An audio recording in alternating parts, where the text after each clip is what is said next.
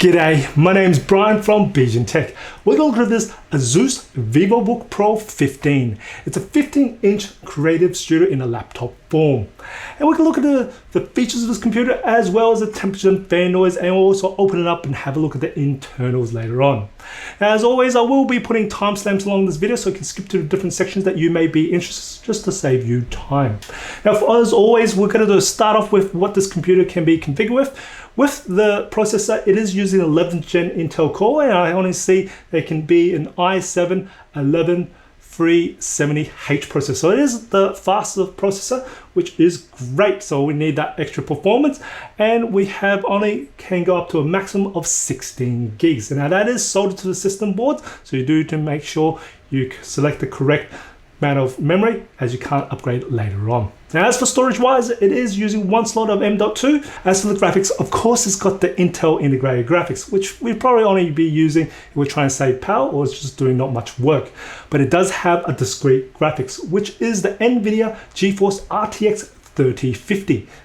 Good stuff. And with the display, it is a 15.6-inch Full HD OLED display, which, as you see, OLED means quite bright, and has very vivid colors, as you can probably see from here.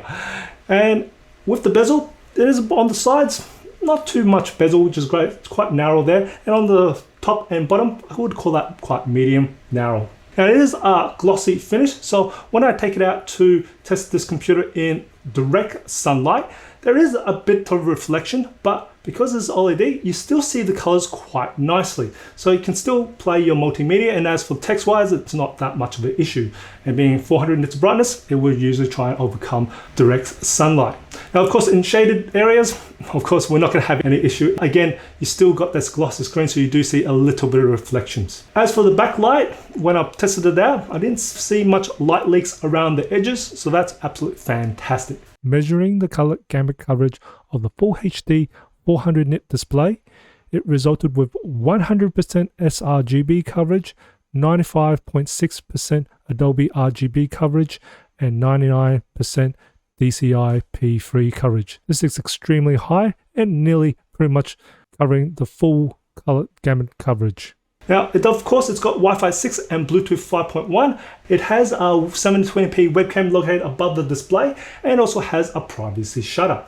So that's just another nice little flick of a switch, and you'll see a physical shutter that goes over the lens, and you'll see that shutter will be red. So it's just to indicate that there's something physical over the lens. So even if it accidentally turned on, no one can see anything, it's blocking it all. So you don't need the electrical tape or blue tack anymore. This is a recording from the 720p webcam from the Vivobook Pro 15. This is the video and audio unedited, so you can hear and see what the quality of the webcam is like. As always, I've got two top lights currently turned on. I've got my one shoe light turned on, as well as the 4 down lights in this room turned on. I'm going to turn my one shoe light off, and you'll see this adjust. I think it adjusted pretty quick. Now, I've got 2 down lights in front of me, which isn't really hitting much light on my face. So this is what's considered a dark environment. Now, if you're in an office environment, you should get way more light than what I'm currently at. And I'm going to turn on my one shoe light back on, and you'll see this adjust again. And of course, better quality light gives you better quality picture.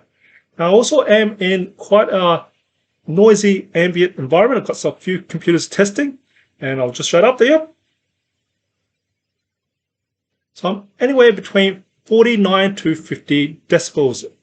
And I'm going to turn off the noise cancelling from the Vivobook Pro 15. So this is what it sounds like at the moment without the noise cancelling, and I'm just going to turn it back on again. So this is what it sounds like with the noise cancelling back on. Now, I'd love to hear what your thoughts are this webcam. Put a comment below. Let's have a look at ports. Starting on the left hand side of the computer, we've got 2 USB 2 ports, which is type A ports. Looking on the right hand side of the computer, we've got the AC power port, USB 3.2 Gen 1, which is type A, full-size HDMI port, which is version 1.4, Thunderbolt 4 port, micro SD card reader slot, headphone jack. There are two speakers located on the bottom front on either side of the laptop. And when I tested out the maximum volume of the speakers, it managed to measure in a peak of 82.9 decibels, which is nice and loud. And you wouldn't have that much issue if you're doing presentation outdoors or at a cafe. As for the sound quality of the speakers, there is some bass, but it's not like a very oomphy bass. Well, what I would probably call, it's not very overpowering bass is probably a better way to say it. Now, as for the mids and highs, they're very, very strong. And once you actually listen to the speakers, you can straight away hear there's a lot of clarity in the speakers. So much clarity, I think that's the reason why the bass isn't really overpowering or doesn't keep up with the mids and highs. But that's just me nitpicking. And as for the acoustic wise, it is quite nice. It is about 360 degrees. And as what I would call for the acoustic wise, way above more than average. So the speakers, they're very decent. Sample of the audio quality of the Vivobook Pro 15 speakers at 100% volume.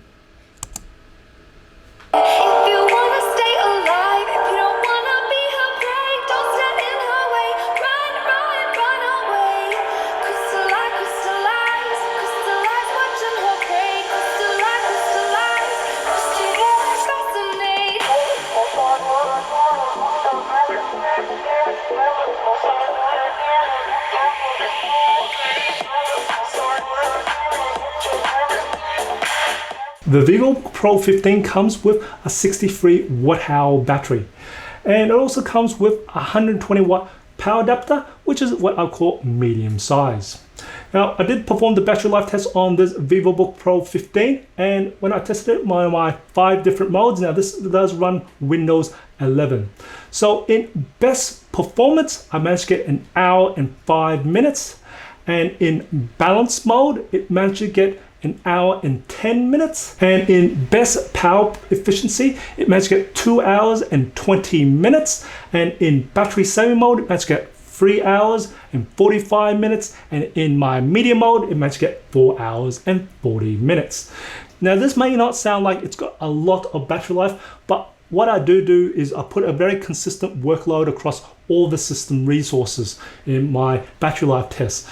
And so most of the time when you're working on the computer, your applications won't hit the system resources as hard or as consistently as what I would. So you should get better numbers in the battery life than what I am getting. I'm just giving you the worst case scenario. The weight of the Asus Vivobook Pro 15 is 1.65 kilos plus the 120 watt power adapter becomes a combined weight of 2.08 kilos that you might be carrying around with you. As for the temperatures and fan noise of the Vivobook Pro 15, when I took my measurements, my ambient temperature in the room was 22 degrees Celsius and the ambient room noise was 37 decibels.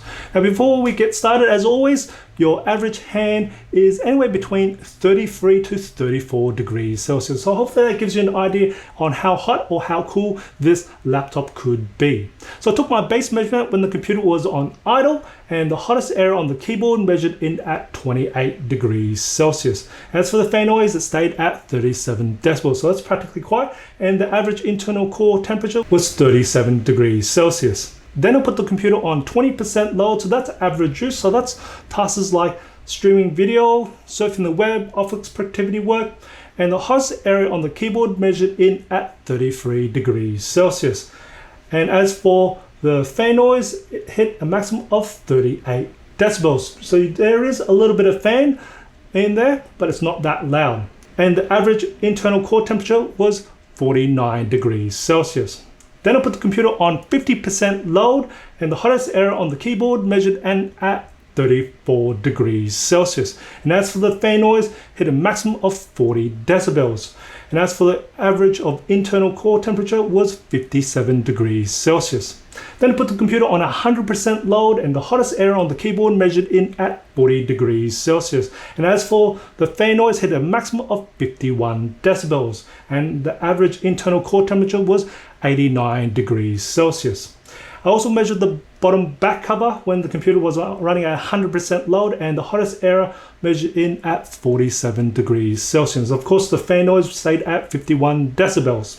So to me, this runs pretty cool when it's not at 100% load. So this computer does run quite nicely and not crazy loud. Let's have a look at the stability performance of the processor in the Vivobook Pro 15. This particular unit is configured with an i7-11370H processor, and looking on the Intel website, it reports it has a maximum turbo boost of 4.8 GHz. And it has a base clock speed of 3.3 GHz at 35 watt TDP, and it can go all the way down to 3 GHz at 28 watt TDP. It's feeling hot or it's trying to save power, but ideally we want to see the processor be around about 3.3 GHz and above. I've got this computer connected to mains power, and I've set the power scheme performance and fan profile to performance mode. I've got this computer running on 100% load for the last 4 hours. That's the processor, RAM, and hard drive for 100%, and putting quite a bit of load on both the on-board graphics and also the discrete graphics. And we can see that the processor speed is anywhere between 4 to 4.3 gigahertz. So I'll say about 4.1 gigahertz on average is its stable performance, which is a lot higher than the base clock speed of 3.3 gigahertz, which is great to see. And we're not getting thermal throttling from there, and we're getting quite close to its maximum turbo boost. So this computer is doing pretty well in the thermal cooling. Let's have a look at the behavior of the processor in single core tasks. I'm going to start a single core task in Citybench. I'll start the stopwatch and we'll have a look at the speed of the processor. It's just jumped up to about 4.5 gigahertz, and we're pretty much going to stay there here. I do have this computer connected to mains power and set the fan profile to performance mode as well. And we are pretty much at about 4.5 gigahertz still at the 30-second mark. We've just passed the 8-minute mark, and the processor speed is pretty stable at 4.5 gigahertz doing single core tasks. Let's turn our attention to the keyboard. It does have a full-size standard keyboard with the numpad on the right-hand side. It's nice that Asus have kept the numpad on a 15-inch model for a creative studio, especially for the professionals who do a lot of data entry, and we do a lot of numbers in a lot of the creative work. The numpad is about 2/3 wideness of a normal size numpad. Now this is slimming it down so we have more space for your alphabet left hand side of the keyboard. Now this is something I don't mind sacrificing to be more comfortable, but it's still nice to see they've kept the numpad. With each individual key, it's got quite a lot of tactile feel and quite a hard bounce back on each key, and there is quite a smooth texture to the surface on each individual keys. Now as for the sizing, I like the sizing of the keys here. This is why they sacrifice a little bit of the sizing of the numpad to have some nice good size keys. Now as for the spacing in between each keys, it's quite standard, which is good to see. As for the trackpad, it is a large ultra wide trackpad. The surface of the trackpad is quite smooth, it's quite silky smooth. Now we've got the trackpad in the center. Now this may look aesthetically nice that it's symmetrical on both sides, but in practice, if you are a touch typer, as a touch typer, your home keys are F and J, where the little two dents are. And if you are like myself, I'm already pressing on to the trackpad. Now this trackpad is mechanical, as you can hear, and you're straight away putting pressure, and you can't really undo that. It's actually quite a lot because I am using pretty much, it goes all the way up to this side of my palm. So that's more than half of my palm that's resting on the trackpad when I am trying to touch type. So this is a bit of an issue that it automatically clicks onto your cursor wherever your cursor is. So it's a bit of annoyance. So I think in the next revision, or Asus can have a look at repositioning the trackpad to the left a little bit, will make that much less. But overall, I mostly will have to find a mouse for this laptop because of that depressing layer. Now, if there was what I would say, not a mechanical and it's got haptonic or something like the Max, then they probably can take care of that with the palm rejection. But because this is mechanical, you do depress that, and it's quite hard to, it's not very comfortable after a period of time when you're trying to keep your palm rested up and not resting it on. So that's just my gripe with it. Now, the actual texture of the palm rest, it's actually quite smooth. You'll feel it's got, well, you can hear the texture of it, but it's actually quite smooth. Now, as for the build construction of this laptop, I would say this is pretty much all plastic all the way through, everywhere. And it is quite sturdy because of it being plastic. I don't have that too much bend or twist to it. And the keyboard, well, that is quite sturdy all the way through as well too. Now, as for the hinge, we've got, well, I'll do my one finger test so you can actually see this, and it is a very smooth one finger. You can easily lift that up. Yeah, it still holds quite nicely. Now, it only goes up to about, what I would say, about 140 degrees. That's its maximum open length. And as just going to do my hinge test, so those who do ask me to do this, you can actually see what that looks like. Let's have a quick look at the internals of the Vivobook Pro 15. Now, first off, it is held in by 10 Torx screws, so you do need to find a special screwdriver. After that, just need to pry open the back cover. Now, my advice is to go from the side, from the back end, and go along the edges for the back end, and then again do it on the side and pull around and round. I'm just going to remove the cover because I've undone this to speed up time, and we've got the 63 watt-hour battery, and it is held in by this connector. So if you need to disconnect the battery, that's the little connector there. On the right hand side of this is the Wi-Fi Bluetooth module, so that's the slot there. And on the left hand side of here is the single slot of M.2 for your SSD.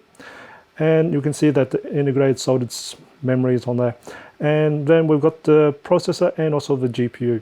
I did perform the benchmarks for this Vivobook Pro 15, and this one is configured with an i7-11370H processor with 16 gigs of RAM and 512 gig SSD, and also the GeForce RTX 3050.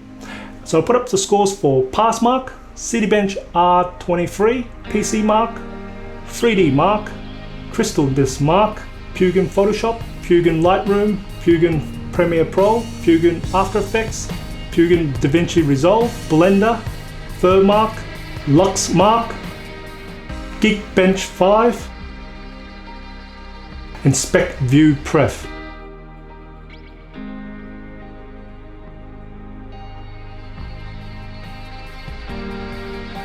And some gaming benchmark like Assassin's Creed Valhalla, Far Cry New Dawn, Far Cry 6, F1, and Immortal Phoenix Rising. Overall, with the Vivobook Pro 15, it's got very good temperatures and fan noise. It also has very good performance as well.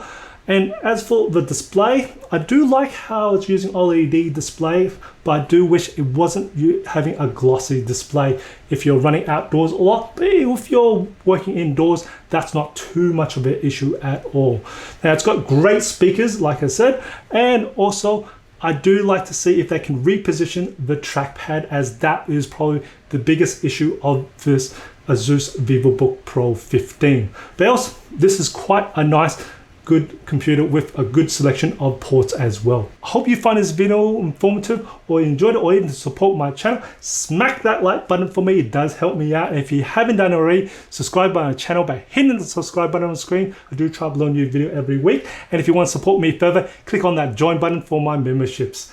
And as always, imperfections in life makes it beautiful and interesting. And I'll catch you in the next video.